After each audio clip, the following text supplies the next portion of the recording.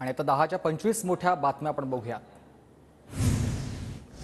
लोकसभा उमेदवार निश्चितीसाठी भाजपची 6 जणांची समिती। देवेंद्र फडणवीस, चंद्रशेखर बावनकुळे, रावसाहेब दानवे, सुधीर मुनगंटीवार, चंद्रकांत पाटील आणि आशिष शेलार यांचा समावेश।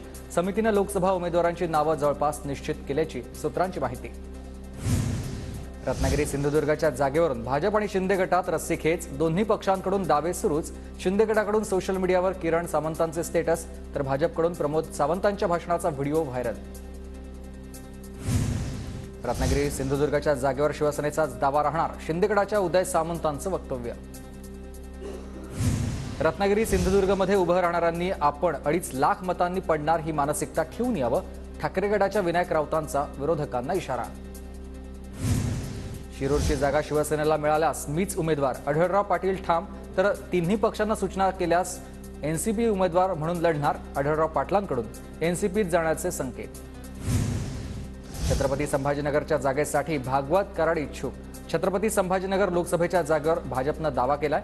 केंद्रीय निवडणूक समिती उमेदवार ठरवणार, भागवत कराड यांची माहिती। पंकजा मुंडेंच्या लोकसभा उमेदवारीच्या चर्चांवर भागवत कराडांना प्रश्न। भागवत कराडांनी पंकजा मुंडेंसंदर्भातील प्रश्नावर जोडलेत हात।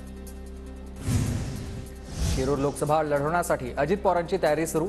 अजित पवारांचा 3 मार्चपासून शिरूर लोकसभा मतदारसंघाचा दौरा। जुन्नर, आंबेगाव, खेड, शिरूरसह भोसरी आणि हडपसरचा ते आढावा घेणार। गेल्या 5 वर्षांपासून मी लोकसभेची तयारी करतोय। मोदींना 400+ खासदार देण्याची जबाबदारी आमची, खासदार सुजय विखे पाटील यांचा हा विश्वास आहे। लोकसभा निवडणुकीपूर्वी अजित पवार गटाला धक्का बसण्याची शक्यता। माळशिरसमधील धनगर समाजाचे नेते उत्तम जानकर भाजपच्या वाटेवर आहेत। उत्तम जानकर अजित पवार गटाला सोडचिठ्ठी देण्याच्या तयारीत। शिंदे गटाकडून भाजपची गुलामी सुरू। काही काळानंतर शिंदे गटाला भाजपची वेठबिगारी करावी लागणार, अंबादास दानवे यांची शिंदे गटावर टीका। 8 वर्षांनी गुन्हा दाखल, न्यायालयीन लढाई लढणार, सुधाकर बडगुजरांची प्रतिक्रिया। राजकीय सूडबुद्धीनं कारवाई, खासदाराची एक व्हिडिओ क्लिप व्हायरल, त्यावर काही कारवाई नाही। विरोधकांना दाबण्याचाच हा प्रकार, बडगुजरांचा आरोप। राहुल गांधी 12 मार्चला नाशिकमध्ये काळाराम मंदिरात दर्शन घेणार, तर रोड शोचंही आयोजन।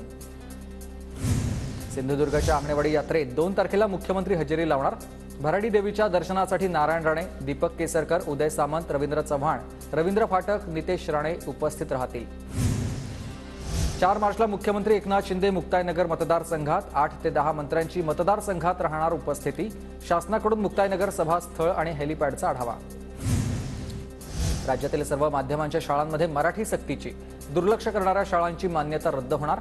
काटेकोर अंमलबजावणी करण्याचे शालेय शिक्षण विभागाचे आदेश आहेत। पुणे पोलिसांकडून एकूण 50 ड्रग्ज तस्करांची यादी तयार। पुणे पोलीस 50 ड्रग्ज तस्करांवर कारवाई करण्याच्या तयारीत। ड्रग्ज तस्करांना पकडण्यासाठी पोलीस विशेष सर्च ऑपरेशन राबवणार। 1993 बॉम्बस्फोट केसमधील करीम टुडांची सुटका। मुंबई, सुरतसह 5 शहरांमध्ये ट्रेनमध्ये झाले होते स्फोट। पुराव्यांअभावी टुडांची निर्दोष मुक्तता करण्यात आल्यानं न्यायालयाचं सांगितलं आहे। अनंतर अधिकाचे प्री वेडिंग सेलिब्रेशन, विवाहपूर्वी सोहळा अन्न सेवेने सुरू झालाय, तर मुकेश अंबानींसह वधू वरांनी 51,000 गावकऱ्यांना दिले जेवण।